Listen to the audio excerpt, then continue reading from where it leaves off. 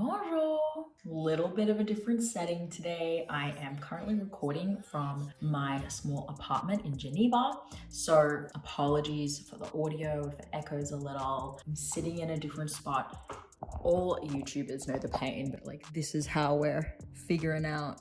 There's like a pillow here to help with the echo in this apartment. So bear with me, but the show must go on. I'm currently traveling because it's fun, because I'm making the most of the fact that I work 100% remotely. And this has been a time where I have been feeling immensely grateful that I get the opportunity to work with women like you, getting to help them get their periods back and do it all remotely and kind of live the life that I want to be living. So first of all, thank you for watching this YouTube video, because that helps me to make ad income, or for being a client or a member of the HA Society, or in any of the ways that you can support us. So thank you for supporting us by being here and like letting me kind of like live my life. But today's actual point of this video is to talk about the second ovulation.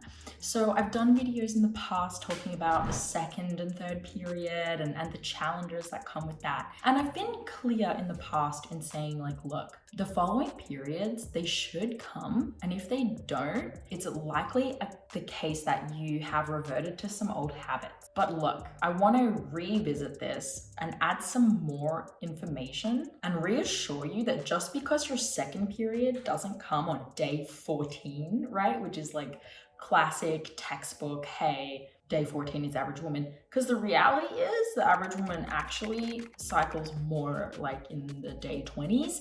And in practice, right, with all of the women that I work with, I see cycles every day. I just don't see them on day 14 very regularly.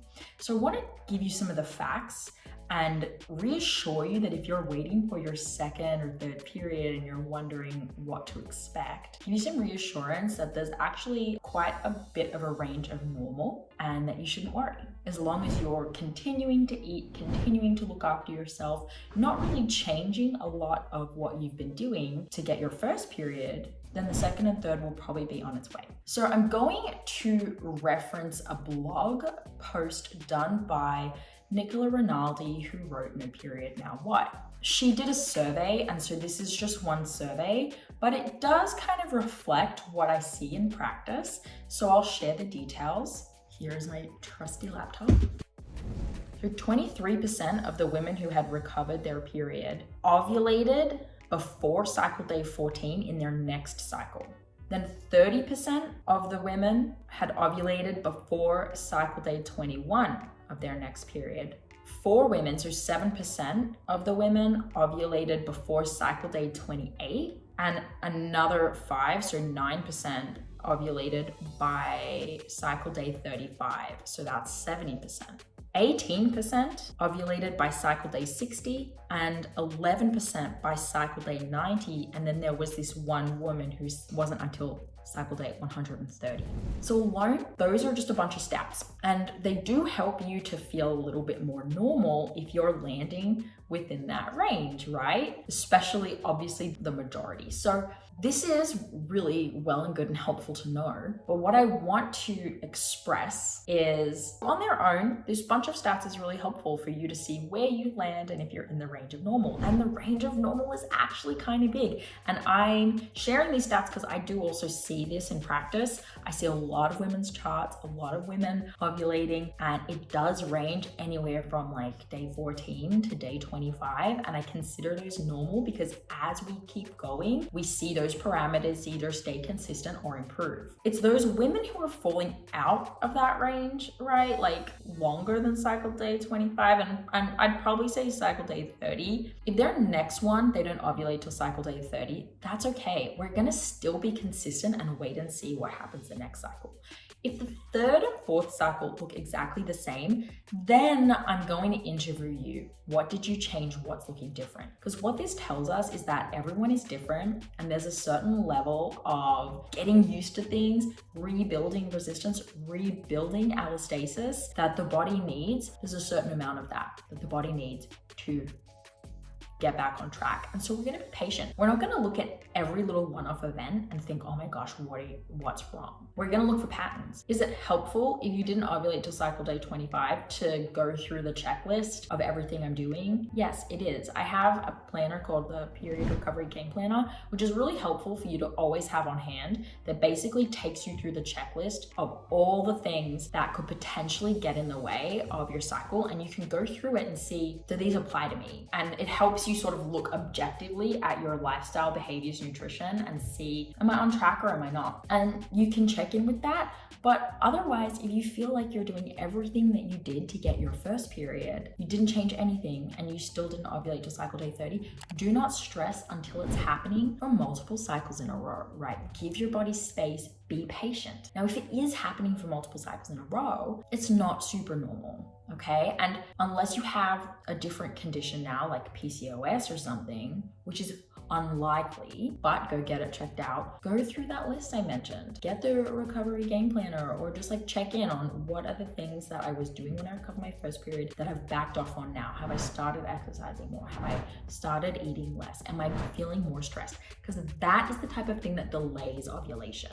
So in short, there's a wide range of normal for when your second and third periods can come.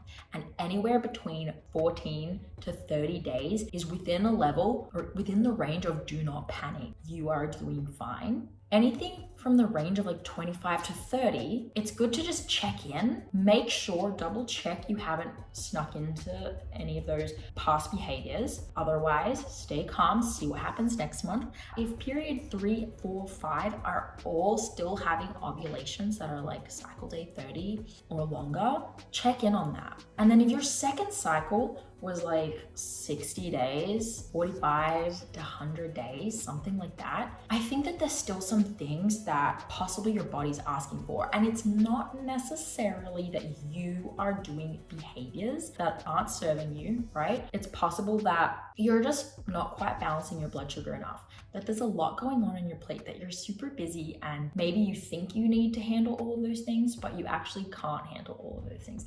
And that is okay.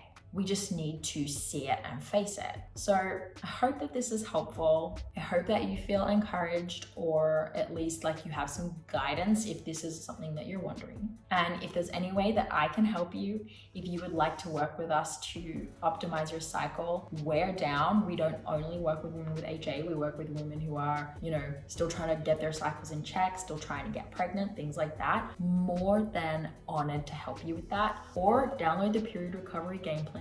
Just go to the hasociety.com/store and you'll find it. And you can keep that on hand and use that as a tool anytime that you want to check in on you and your life, because these behaviors that got us in HA in the first place, they were really deeply ingrained habits. It's super easy to fall back on them. There's no shame. It makes total sense.